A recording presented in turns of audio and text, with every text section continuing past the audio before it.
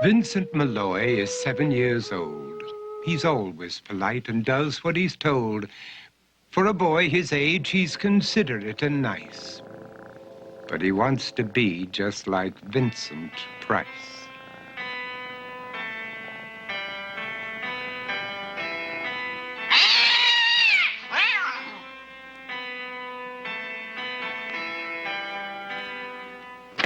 He doesn't mind living with his sister, dog, and cats, though he'd rather share a home with spiders and bats.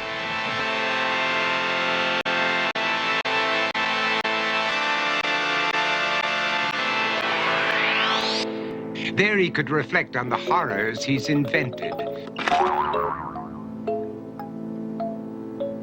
and wander dark hallways alone and tormented.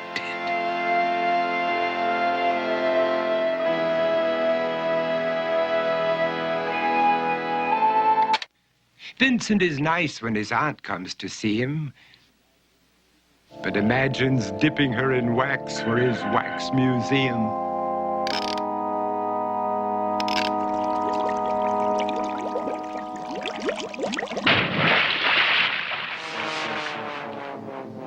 He likes to experiment on his dog, Abercrombie, in the hopes of creating a horrible zombie. So he and his horrible zombie dog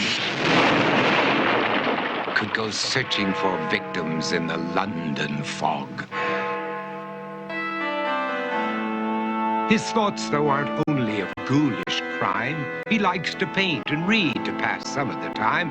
While other kids read books like Go, Jane, Go, Vincent's favorite author is Edgar Allan Poe. One night, while reading a gruesome tale, he read a passage that made him turn pale. Such horrible news he could not survive, for his beautiful wife had been buried alive.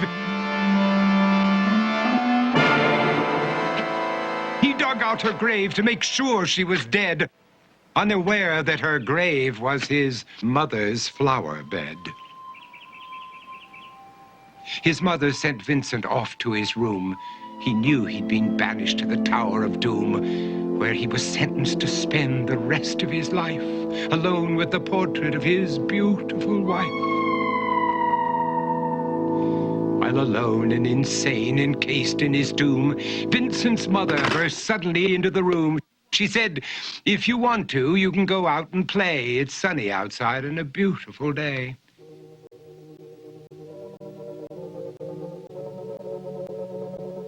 Vincent tried to talk, but he just couldn't speak.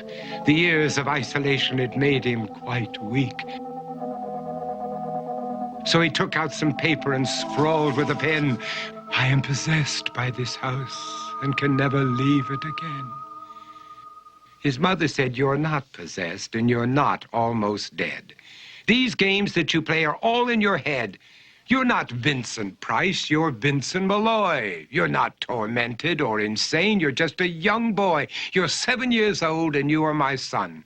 I want you to get outside and have some real fun." Her anger now spent, she walked out through the hall. And while Vincent backed slowly against the wall, the room started to sway, to shiver and creak. His horrid insanity had reached its peak. He saw Abercrombie, his zombie slave, and heard his wife call from beyond the grave. She spoke from her coffin and made ghoulish demands, while through cracking walls reached skeleton hands.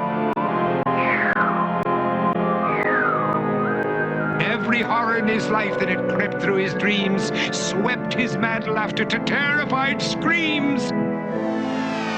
To escape the madness, he reached for the door, but fell limp and lifeless down on the floor.